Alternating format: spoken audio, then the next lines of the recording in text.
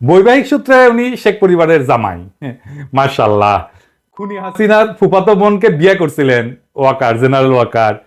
স্ত্রীকে অনুসরণ করিয়া সেনা প্রধান পতিত হাসিনাকে বড় আপা বইলা ডাকতেন আর কি, এখনো ডাকেন। হাসিনার পরিবারের জামাই হওয়ার কারণে বহু যোগ্য অফিসারকে টপকাইয়া ওয়াকারুজ্জামান দেশের সেনাপ্রধান হয়েছেন। এটা জানা কথা, আমরা সবাই জানি, তাই না? এটা একটা খারাপ নজির, যা বাংলাদেশের সশস্ত্র বাহিনীর এক অগৌরব গাথা। ভুললে কিভাবে চলবে? খুনি হাসিনার একান্ত অনুগত বইলাই এই সেনা কর্মকর্তা ওয়াকার গত 15 বছর যাবৎ একে একে সবগুলা লাভজনক এবং গুরুত্বপূর্ণ পদ অতিক্রম করে সেনাপ্রধান হয়েছেন। ঠিক কিনা ওয়াকার সাহেব?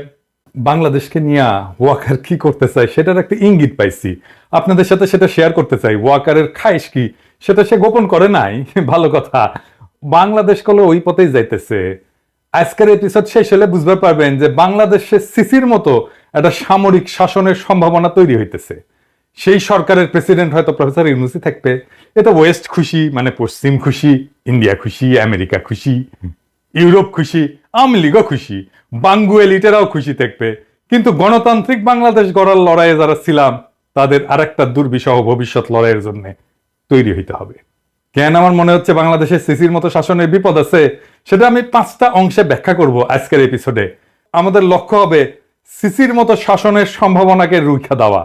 রাজনৈতিক দলগুলোর উচিত এই বিপদ সম্পর্কে ওয়াকিবহাল থাকা, এবং সেনা প্রধানেরও জানা উচিত আমরা সজাগ আছি, চেতন আছি, হওয়ার লয়। আন্তর্জাতিক বার্তা সংস্থা রয়টারকে দেওয়া ওয়াকারের সাক্ষাৎকার পড়ে মনে হইল যে 36 জুলাইয়ের গণ অভ্যুত্থান পরবর্তী এই অন্তর্বর্তীকালীন সরকারকে উনি 1/11 ধাঁচের সরকার বলে মনে করছেন। এই ভদ্রলোক নিজের আর এক জেনারেল মঈন ভাবছেন। তা না হইলে একজন সরকারি কর্মকর্তা হইয়া কোন ক্ষমতার জোরে এবং কোন সাহসে কার অনুমতি নিয়ে সংবাদ মাধ্যমে বক্তব্য দিলেন?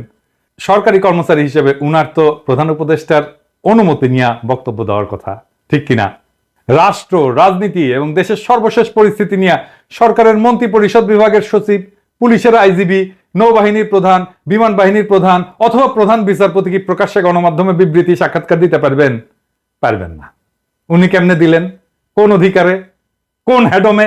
হাতে অস্ত্র আছে আর তলে সৈনিক আছে। সেই জন্য ফ্যাসিবাদের অবসানের পরে গণতন্ত্র ফিরে আসলে বলে কি সরকারের শীর্ষ কর্মকর্তারাও স্বাধীন হয়ে গেলেন? চাকরিবিধির সকল শর্ত লঙ্ঘন করিয়া, নিয়ম নীতি ভাঙ্গা তারা কি দেশে অরাজকতার সৃষ্টি করবেন? এই সেনা প্রধানের দেখানো পথে তো সোনার বাংলা দেখতেছি ওই দিকেই আগাইতেছে। বৈবাহিক সূত্রে উনি শেখ পরিবারের জামাই। মাশাআল্লাহ। খুনি হাসিনার ফুফাতো বোনকে বিয়ে করছিলেন ওয়াকার, জেনারেল ওয়াকার। স্ত্রীকে অনুসরণ করিয়া সেনা প্রধান পতিত হাসিনাকে বড় আপা বইলা ডাকতেন আর কি, এখনো ডাকেন। হাসিনার পরিবারের জামাই হওয়ার কারণে বহু যোগ্য অফিসারকে টপকাইয়া ওয়াকারুজ্জামান দেশের সেনাপ্রধান হয়েছেন। এটা জানা কথা, আমরা সবাই জানি, তাই না? এটা একটা খারাপ নজির, যা বাংলাদেশের সশস্ত্র বাহিনীর এক অগৌরব গাথা। ভুললে কিভাবে চলবে?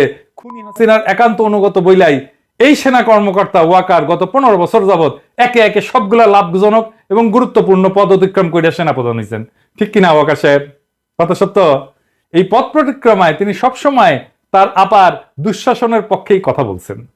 এর বিরুদ্ধে কখনো কি কোথাও একটা শব্দ উচ্চারণ করেছেন? হ্যাঁ, ওই আমলে সকল কুখ্যাত জেনারেলদের সাথে তো মিলেমিশে থাকিছেন এবং গণ অভ্যুত্থানের পরেও তাদেরকে রক্ষা করার চেষ্টা চালায় গেছেন।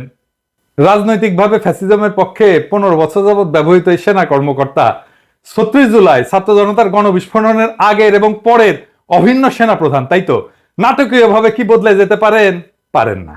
বলেন দেখি, আজ রাজনৈতিক প্রভাবমুক্ত সশস্ত্র বাহিনীর মতলববাজি তত্ত্বের এই প্রবক্তা ভয়ঙ্কর স্বৈরাচারিণী খুনি হাসিনা 15 বছরের দুঃশাসন আমলে কখনো কি একবারের জন্য কোথাও এমন কিছু কইছেন? তখন সারাক্ষণই ব্যস্ত ছিলেন ওই শাসন ব্যবস্থা অব্যাহত রাখার কুৎসিত ব্রতে। তখন তিনি তার আপা কুখ্যাত প্রধানমন্ত্রীর পদতলে সশস্ত্র বাহিনীকে রাখতে কখনো আপত্তি করেন নাই। কিন্তু এখন কেন তার এতই দরকার যে গণ অভ্যুত্থান থেকে উত্থিত গণরাজনীতির প্রভাব থেকে মুক্ত থাকার জন্য? এর কারণ বোঝার জন্য আইনস্টাইন হওয়ার দরকার নাই। ফ্যাসিজমের সকল সুযোগ সুবিধায় হুষ্টপুষ্ট হওয়া এমন সকল ব্যক্তি পতিত দুঃশাসনের অভিন্ন অংশ ছিলেন। এটা আমরা ভুলে যাই নাই। জীবদ্দশায় তারা কখনোই বদলাবে না এবং বাংলাদেশে বসে সারাক্ষণই তাদের প্রভু ইন্ডিয়ার স্বার্থ রক্ষার মরণপট চেষ্টা চালায় যাবে। অব্যাহতভাবেই এসব চেষ্টা তারা চালাইতেছেন এবং এই অপচেষ্টা আরো শক্তিশালী করার জন্য বাংলাদেশ রাষ্ট্রের অর্থও এরা ব্যবহার করতেছে। এই অফিসাররা দেশে বিদেশে নতুন এজেন্ট নিয়োগ করছেন এবং তাদের পক্ষে বয়ান বা কাহিনী তৈরি করার চেষ্টা চালাইতেছেন। হ্যাঁ, আমার পিছনে লেগে দিচ্ছেন অবশ্য অনেককেই, মাশাআল্লাহ। লাগান লাগান লাগান, দেখি কত লাগাইতে পারেন, কার কত বড় হেডম সেটা দেখা যাবে। লাগান না দেখি ওয়াকার সাহেব। দেশপ্রেমিক নাগরিকদের ভাবমূর্তি ক্ষুণ্ণ এবং ক্ষতিগ্রস্ত করার জন্য জোরে সোরে কাজও শুরু করছে। এই সমস্ত এর অশুভ ফলাফল স্বদেশবাসী অল্প কয়েকদিনের মধ্যে দেখতে পারবেন কলে। আমি কলে আগে থেকে কয়ে রাখলাম, তবে আমার পিছনে লেগে কিছু করবে পারবে না।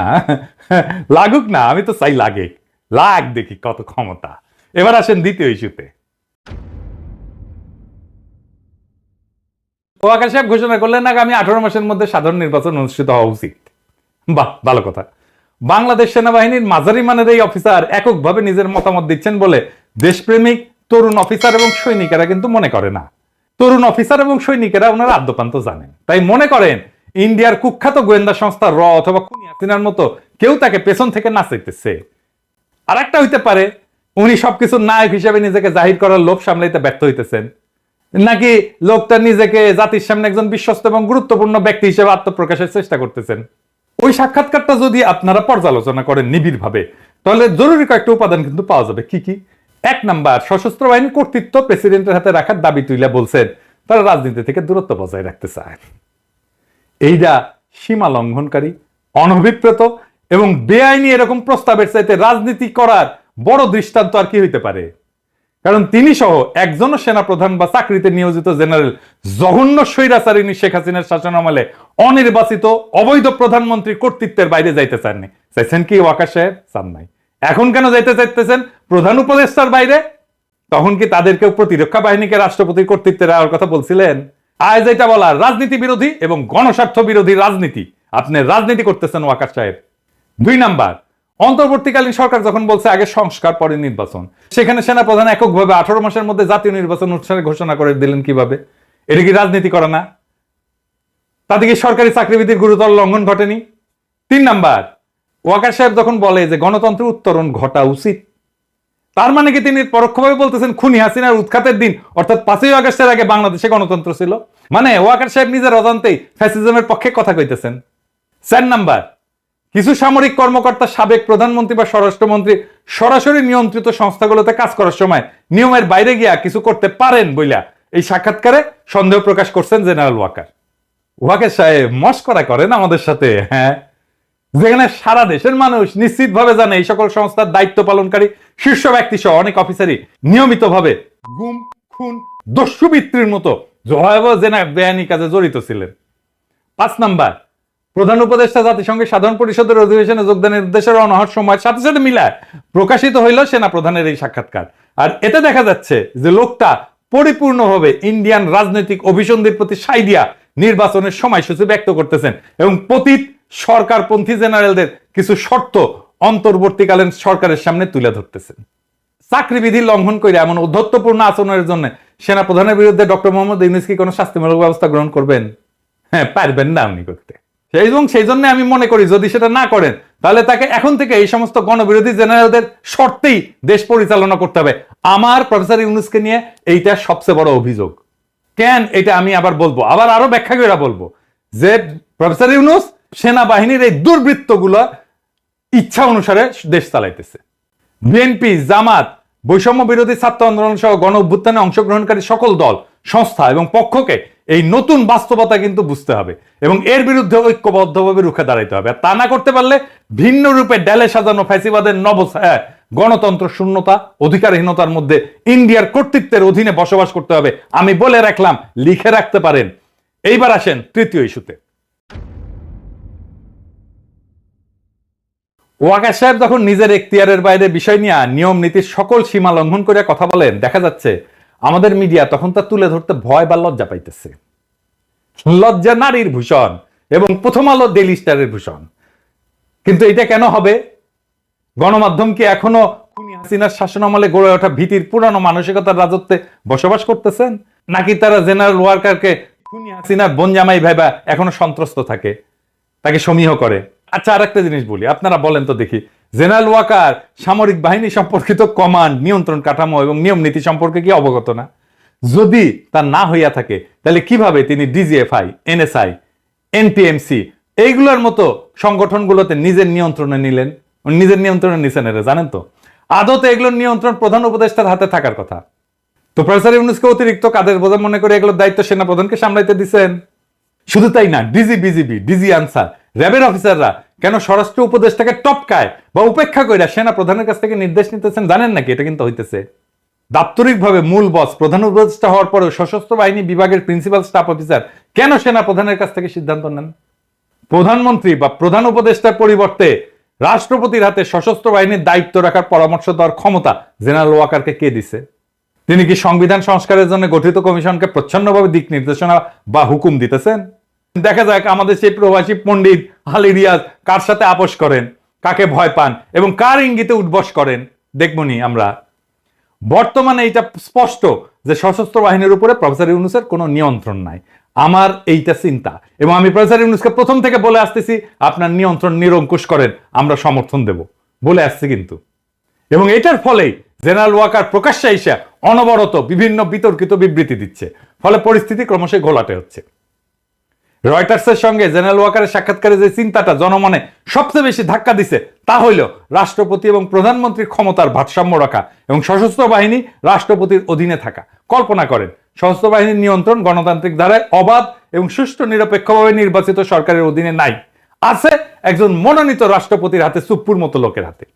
সেই সরকার কি কখনো স্বাধীনভাবে চলতে পারবে? বাংলাদেশে পাকিস্তানের চিহ্ন দেখতে পারতেছেন না? ইমরান খানের যে দশা হয়েছিল এরকম হবে না?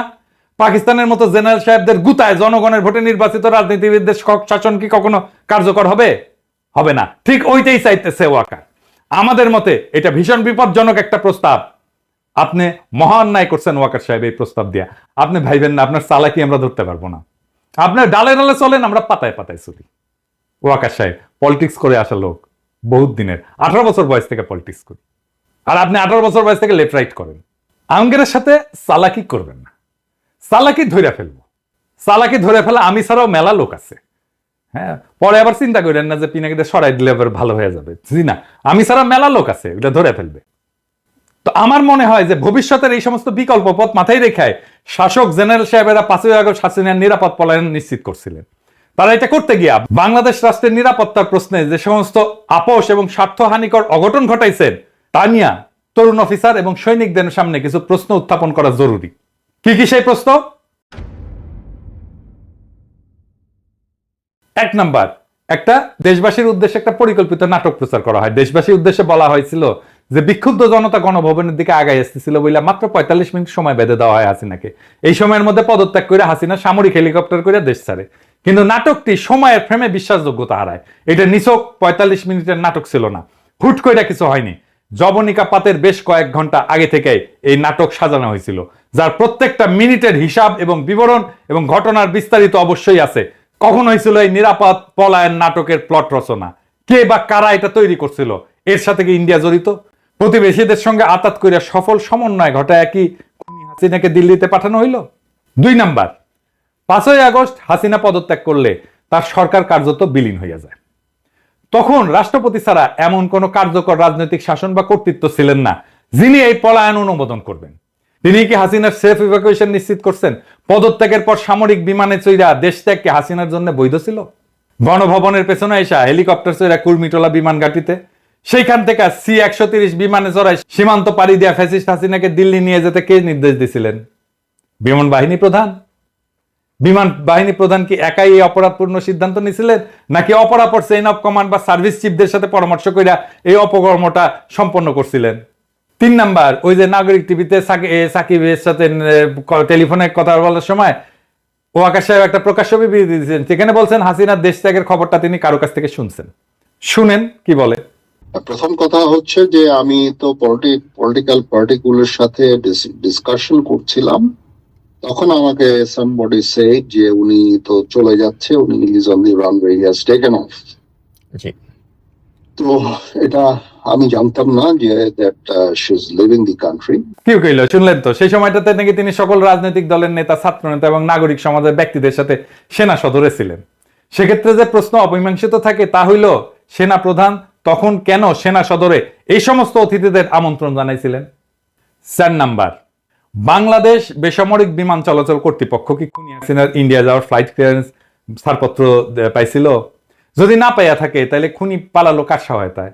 পলায়নরত স্বৈরাচারিণীর বিমানের ট্রান্সপন্ডার কেন বাংলাদেশের আকাশ সীমা অতিক্রম করা পর্যন্ত বন্ধ রাখা হয়েছিল? এতে কি ওই বিমানে থাকা সকল যাত্রীর জীবন বিপন্ন হওয়ার হুমকির মধ্যে ছিল না? 5 নাম্বার, ফ্লাইটে হাসিনার সঙ্গে আর কে কে ছিল? ওই আরোহী তালিকা কোথায়? ক্রু কারা ছিল? এসএসএফ এর পিজিআর এর কোন সদস্যরা খুনির সঙ্গে উঠছিল? ওই বিমানে থাকা সব যাত্রী কি বৈধ ভিসা ছিল? 6 নাম্বার, পালানোর নিরাপদ পথ তৈরি করে দিতে ইন্ডিয়ার সঙ্গে যোগাযোগটা কে করে দিছিল? এই আলোচনার মধ্যস্থতা কে করছিল? খুনি হাসিনার নিরাপদ পালানোর বিষয়ে রাজনৈতিক দলের নেতা, ছাত্র নেতা এবং নাগরিক সমাজের কর্তা ব্যক্তিদের মধ্যে কারা সম্মতি দিছিল? আমরা মনে করি এই প্রশ্নগুলোর উত্তর জানা খুবই গুরুত্বপূর্ণ কর্তব্য। বাংলাদেশের নাগরিকদের, বিশেষ করে আন্দোলনে অংশগ্রহণের ছাত্র জনতা, জুনিয়র অফিসার এবং সৈনিকদের এই সমস্ত তথ্য জানার অধিকার আছে। অথচ এখন পর্যন্ত ডক্টর মোহাম্মদ ইউনূসের অলস, অকেজো, অথর্ব, বুইড়া হাবরার অন্তর্বর্তী সরকার এই বিষয়ে সম্পূর্ণ নীরব। এইবার আসেন চতুর্থ ইস্যু নিয়ে আলাপ করি। সেনাবাহিনী কি মাতৃভূমি রক্ষা করতে প্রস্তুত? দেশে বড় যে কারণ দেশবাসীর চোখের আড়ালে রাখা হইতেছে তা হইল বাংলাদেশের সীমান্ত এখনো অস্থিতিশীল। সীমান্তের ঠিক ওপারে আরাকান আর্মি এবং মিয়ানমার সরকারি বাহিনীর মধ্যে লড়াই চলমান। রোহিঙ্গারা এখনো নিজের ভূখণ্ডে নির্যাতিত। আজও তাদের দেশ থেকে বাধ্য করা হচ্ছে। আরো শরণার্থী আমাদের দেশের দিকে ঠেলে দেওয়ার অপচেষ্টা অব্যাহত আছে। এই সুযোগে কুকি চীনরা বেশ সক্রিয় হয়েছে। ইন্ডিয়ার মণিপুর, মিজোরাম এবং বার্মার চীন রাজ্যের স্বগোত্রীয়রা আতাতে আমাদের পার্বত্য চট্টগ্রামের বিশাল একটি অংশ নিজেদের বলে দাবি করতেছে। আপনারা সবাই জানেন পিসিজেএসএস এবং ইউপিডিএফ পার্বত্য চট্টগ্রামে নিজেদের নিয়ন্ত্রণ নেওয়ার চেষ্টা করতেছে। সার্বভৌমত্ব রক্ষার প্রশ্নে এমন হুমকি মোকাবেলায় আমাদের সশস্ত্র বাহিনীর পরিকল্পনা এবং প্রস্তুতি কতটুকু তা দেশবাসীর জানা প্রয়োজন। পাশাপাশি ইন্ডিয়া অবিরতভাবে তার বল প্রদর্শন করতেছে। অমিত শাহ এবং রাজনাথ সিং এর নিয়মিত হুমকি স্রেফ ফাঁকা আওয়াজ বলে উড়িয়ে দেওয়াটা ঠিক না। ডক্টর ইউনূস সরকারের উপর ভারত মোটেও খুশি না, এটা কিন্তু মাথায় রাখেন। বাংলাদেশ আক্রমণ করে ইন্ডিয়া যে তাদের পুতুল হাসিনাকে আবারও ক্ষমতা বসানোর চেষ্টা করবে না এর নিশ্চয়তা আছে কি? কিংবা এমন আশঙ্কা কি কোনো সমরবিদ অস্বীকার করতে পারবেন? পারবেন না। অবশ্য আক্রমণ বা আগ্রাসন বলি তা করতে ইন্ডিয়া বেশ কয়েকটা অজুহাত ধীরে ধীরে উচ্চারণ করে পটভূমি কিন্তু তৈরি করতেছে। যেমন সংখ্যালঘু নির্যাতন, নিপীড়ন, ইসলামী মৌলবাদের উত্থান, ইন্ডিয়া অবৈধ বাংলাদেশের অনুপ্রবেশ ইত্যাদি। এমন হুমকি মোকাবেলায় কি আমাদের সশস্ত্র বাহিনী প্রস্তুত আছে? দেশবাসীর সামনে বুকে হাত রেখে আমরা প্রস্তুত এমন অভয়বাণী দেওয়ার সততা, সাহস কি 3 বাহিনীর প্রধানদের আছে? সেনাপ্রধান জেনারেল ওয়াকারুজ্জামান, নৌবাহিনীর প্রধান রিয়ার অ্যাডমিরাল নাজমুল হাসান এবং বিমান বাহিনীর প্রধান মার্শাল হাসান মাহমুদ খান কি দেশবাসীকে পরিপূর্ণ আশ্বাস দিতে সক্ষম যে তারা বহিঃশত্রুকে মোকাবেলার পুরোপুরি তৈরি আছেন? আগে তো এই কাজটা করবেন। বাংলাদেশের রাজনীতি নিয়ে মাথার একেবারে পোকা উঠে গেছে না? নিজের কাজের খবর নাই, রাজনীতির খবর নিয়ে মাথা গরম করে বসে আছেন। খুনি হাসিনার পতনের আগে 19 জুলাই রাতে সারা দেশে কারফিউ জারি এবং সেনা মোতায়েন করছিল তৎকালীন ফ্যাসিস্ট আওয়ামী লীগ সরকার। কিছু দলবাজ আর্মি অফিসার তখন বিক্ষোভরত নিরস্ত্র ছাত্র জনতার দিকে গুলিও ছুড়ছে, মারাও গেছে ওই গুলিতে। আমাদের কাছে ভিডিও আছে। গণ অভ্যুত্থানের পর প্রতিষ্ঠিত অন্তর্বর্তীকালীন সরকার এখন সেনা কর্মকর্তাদের ম্যাজিস্ট্রেসির ক্ষমতাও দিছে। এমত অবস্থায় জেনারেল ওয়াকার সাহেব কি আমাদের আশ্বস্ত করতে পারবেন তথাকথিত জননিরাপত্তার কাজে দীর্ঘমেয়াদে সেনাবাহিনী মোতায়েন করে রাখার কারণে সেনাদের দেশ রক্ষার মনোবল, লড়াইয়ের পূর্ণ ক্ষমতা এবং দক্ষতা অক্ষুণ্ণ আছে কি? তিনি কি নিশ্চিত করবেন ওনারা সত্যিই রাজনীতি মুক্ত এবং এখন কেবলই দেশ সার্বভৌমত্বের অধিকার রক্ষায় বহিরাগত আগ্রাসন মোকাবেলায় প্রস্তুত? তিনি কি গ্যারান্টি দিতে সক্ষম আমাদের সেনাবাহিনীর প্রশিক্ষণ চক্র, কোর্স ক্যাডার, ইনডোর আউটডোর অনুশীলন, বিশেষজ্ঞ প্রশিক্ষণ সহ সকল পেশাদার কার্যক্রম স্থগিত বা কমানোর পরেও সেনাদের পেশাগত দক্ষতা বজায় আছে? শত্রুর বিরুদ্ধে লড়াই করার জন্য বাংলাদেশকে উপযুক্ত দক্ষতা, প্রশিক্ষিত জনশক্তি, অস্ত্র এবং গোলাবারুদ আছে? সশস্ত্র বাহিনীকে দেশের আভ্যন্তরীণ নিরাপত্তার দায়িত্ব থেকে দ্রুত সরায় যুদ্ধের পর্যায়ে প্রস্তুত করতে কতদিন সময় লাগে তা কি তারা জানেন? তবে আমি দৃঢ়ভাবে বিশ্বাস করি সেনাপ্রধান জেনারেল ওয়াকারুজ্জামান জানেন দীর্ঘদিন ব্যবহার না করলে ধারালো অস্ত্রটাও মরিচায় ক্ষয় ধরে যায়। এইবার আসেন অ্যাডমিরাল মোহাম্মদ নাজমুল হাসান, আপনি কি জানাবেন আমাদের কতগুলো সমুদ্র উপযোগী সহায়ক কর্মক্ষম জাহাজ আছে? কয়টা কর্মক্ষমতার বাইরে আছে? কি যথেষ্ট অস্ত্র, গোলা বারুদ বা যুদ্ধের রসদ? জবাব যদি না হয় আপনি কি প্রতিরক্ষা উপদেষ্টাকে বর্তমান পরিস্থিতি এবং সক্ষমতা সম্পর্কে জানাইছেন? এই অবস্থার উন্নতি না হইলে শত্রুপক্ষের দ্বারা বাংলাদেশের কি হাল হইতে পারে, জয় হইতে পারবেন কিনা তা নিয়ে কি আলোচনা করছেন? আপনার নাবিকদের অপারেশনাল এবং প্রশিক্ষণের হাল হকিকত এবং মান কতটুকু? নৌ প্রধানকেই নিশ্চিত করতে হবে আমাদের সমুদ্র সীমা লঙ্ঘিত হইলে তারা দ্রুত সময়ের মধ্যে ব্যবস্থা নেবেন। ওই যে মনে আছে না, সেন্ট মার্টিন দ্বীপে বার্মান নৌবাহিনী 7 দিন ধরে গুলি বর্ষণ করার পর সেখানে নৌবাহিনীর জাহাজ পৌঁছেছিল 7 দিন পরে। এটা কিন্তু দেশবাসী জানে। এবার আসেন বিমান বাহিনীর প্রধান মার্শাল হাসান মাহমুদ খান, আপনি কি আমাদেরকে বলবেন কিভাবে আপনার বিমান আমাদের আকাশ মুক্ত রাখবে? কয়টা উড়বার পারে আর কয়টা পারে না? গত 1 বছরে আপনার অপারেশনাল পাইলটরা কি 30টা ফ্লাইং ঘন্টা আকাশে থাকতে পারছেন? আপনি কি মনে করেন বর্তমান সক্ষমতা নিয়ে শত্রুপক্ষের মুখোমুখি হইতে পারবেন? যদি না পারেন, আপনি কি ডক্টর মোহাম্মদ ইউনূসকে অবহিত করছেন? 3 বাহিনীর প্রধানকে বলতে চাই, এখন আমি কইলে অনেকে কয় আপনি কর কে, আমি কমু। শোনেন, শোনা লাগবি। আপনাদের প্রধান দায়িত্ব বহিরাগত আগ্রাসন মোকাবেলায় প্রস্তুত থাকা। সেই দায়িত্ব ভুলায় বা এড়ায় দেশের আভ্যন্তরীণ জননিরাপত্তার কর্মে, শ্রমে এবং বাহবায় খুশি হওয়া কি পেশাদার সেনার কাজ? দেশ আক্রান্ত হইলে আপনারা কিন্তু ক্ষমা পাইবেন না। অতীতে সশস্ত্র বাহিনীর প্রধানরা দেশের অভ্যন্তরে বেসামরিক নাগরিককে যতটুকু সহায়তা দরকার ততটুকু কইরা দ্রুত নিজেদের ব্যারাকে ফিরতে দেরি করেন নাই। কিন্তু আপনারা দেখাচ্ছেন ভিন্ন আর এক আচরণ। আপনারা দীর্ঘ সময় নিজ নিজ বাহিনীকে সেনানিবাসের বাইরে রাখতে এবং নিজেরা থাকতে চাইতেছেন। খুব মজা, তাই না? এখনো বহু বিচিত্র লেনদেনের ভাগিদার হওয়া যাইতেছে, তাই না? আমরা খবর রাখি কলে, হ্যাঁ আমরা খবর রাখি। নেহায়েত ভদ্রতা কইরা কই না, নেহায়েত ভদ্রতা করে কই না। আমি কলে কইছিলাম কয়েকজনের আমল নামা কিন্তু প্রকাশ করে দেব, এখনো করি নাই, হাতে রাখিছি। সবকিছু দেখাই দিলে তো সবই শেষ, তাই না? তরুণ অফিসার এবং সৈনিকদের আমি বলি, আপনারা নিশ্চয়ই জানেন, তারপরেও বলি, বেসামরিক নাগরিকদের সাথে মিশে যাওয়া এবং তাদের সাথে বাধাবন্ধনহীন ভালো মন্দের গণ আচরণে সংক্রমিত হইয়া অতীতে একাধিকবার সেনাবাহিনীর ইমেজ সংকট কিন্তু দেখা দিছে। এবারও তেমন একটা কিছু কিন্তু ঘটতে যাইতেছে। অকার্যকর পুলিশে অজুহাত ব্যবহার করা হইতেছে সেনাবাহিনীকে অনির্দিষ্টকালের জন্য মোতায়েন রাখার অভিপ্রায় থেকে, যা মেনে নেওয়া কিন্তু যায় না। আমরা মনে করি খুনিরা আড়ালে আছে বলে পুলিশ এখনো ভীত। খুনি শেখ হাসিনার শাসনামলে ইন্ডিয়ার শিকড় কতটা বিস্তৃত হয়েছিল পুলিশ বাহিনীর সকল সদস্যই সেটা জানতেন। আমরা মনে করি তারা সেটা নিয়েও বিচলিত। যতদিন দেশের অভ্যন্তরে জননিরাপত্তার কাজে সেনাবাহিনী মোতায়েন থাকবে ততদিন পুলিশ নিজের পায়ে দাঁড়াইতে পারবে না, তারা গা ছাড়া দিয়া থাকবে। তারা একটু গুছায় ওঠা মাত্রই সেনাবাহিনীকে নিজেদের কাছে ফিরাই নিয়ে যেতে হবে। আমরা পুলিশকে মোটিভেট করব আসার জন্য, পুলিশের মনোবল বাড়াবো। দরকার হইলে সেনা প্রত্যাহার করা হলে পুলিশ ঠিকই অ্যাকশনে যেতে পারবে। ভাবসাব দেখে মনে হইতেছে অন্তর্বর্তীকালীন সরকার সেনাবাহিনীকে মাঠে রেখা বেশ খুশ মেজাজে আছে।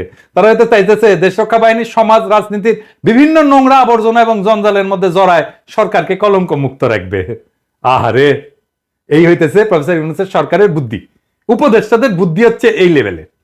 সশস্ত্র বাহিনী বলছিল না যে 632 জনকে অঘোষিতভাবে লুকায় রাখা এবং পতিত সরকারের কয়েক হাজার খুনি, দাগী অপরাধী, দুর্বৃত্তকে দেশব্যাপী সেনা ছাউনিতে নিরাপদ আশ্রয় দিছিল। এর জন্য কিন্তু দেশবাসী বিস্মিত এবং ব্যথিত হয়েছিল।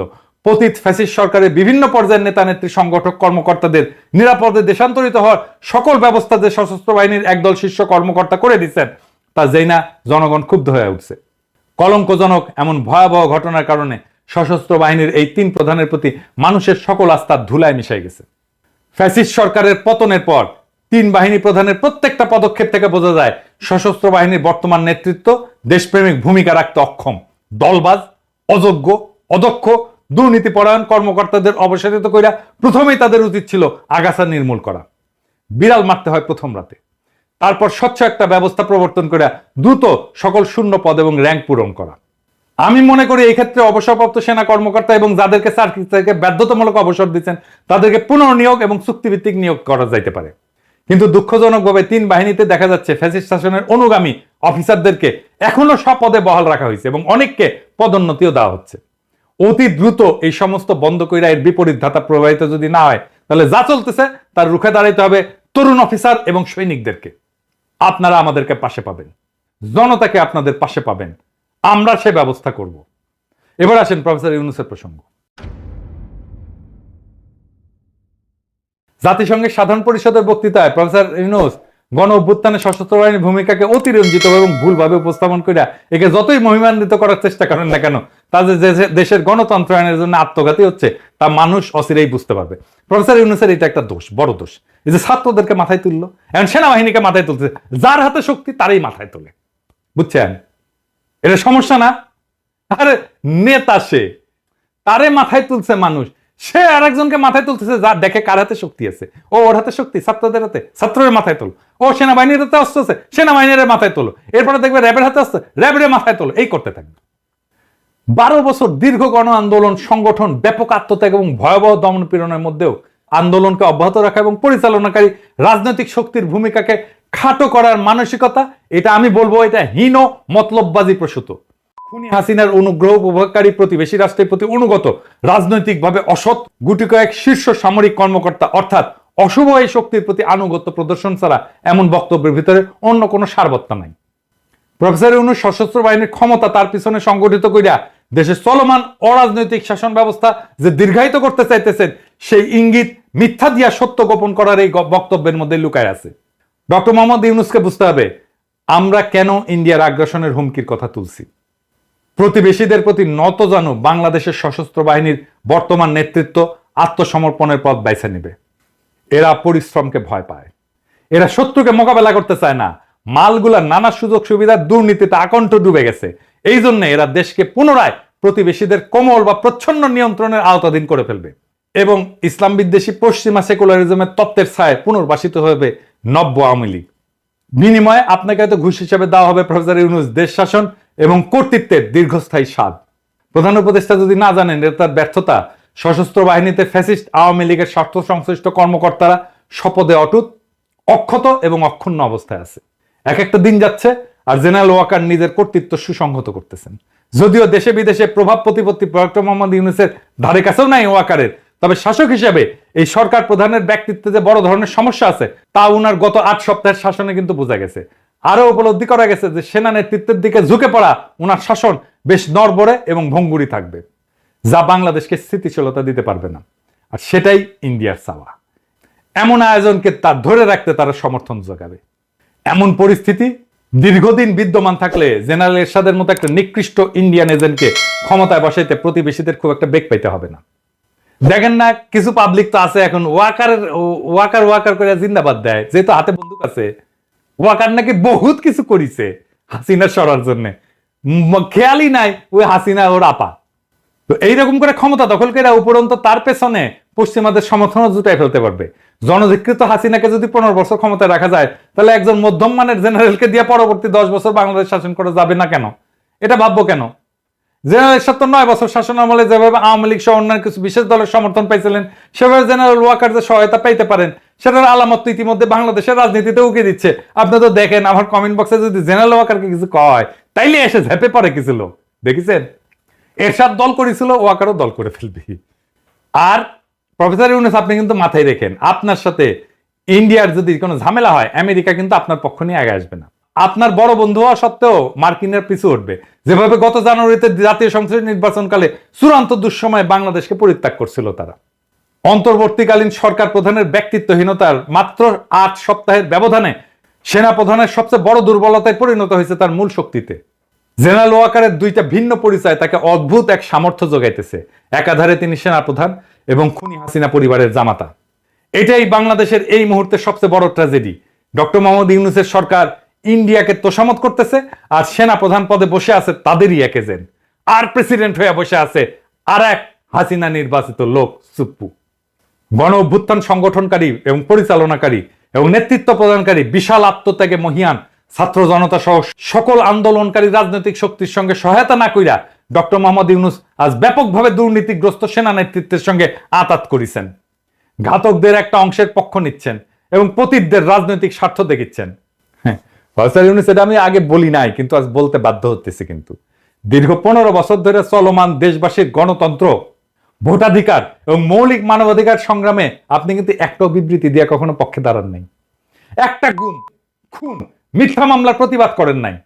শুধু আপনার নিজের স্বার্থের এবং কষ্টের কথা বলছেন। গণ অভ্যুত্থানের পরবর্তী সময়ে আপনাদের ধরে আনা হয়েছিল, ধার করে আনা হয়েছিল, ধার করে ধরে আনা যুগ পরিবর্তন করার তীব্র আকাঙ্ক্ষায় তাড়িত গণমানুষের একটা সরকার গঠন করা ইচ্ছা পোষণ করছিল দেশের মানুষ। কিন্তু এই সরকার বিপ্লবের আকাঙ্ক্ষাকে ধারণ করতে পারে না, সরকারও পরিচালনা করতে পারে না। এইটা প্রমাণিত হয়েছে। আজ বাংলাদেশের ইতিহাসের ঘটমান বেদনাদায়ক এবং করুণ কাহিনীর সাক্ষী হওয়া একজন মানুষ হিসাবে আমাদের বারে বারে জনপ্রিয় একটা প্রবচনের কথা মনে পড়তেছে। তোলা দুধে পোলা বাছে।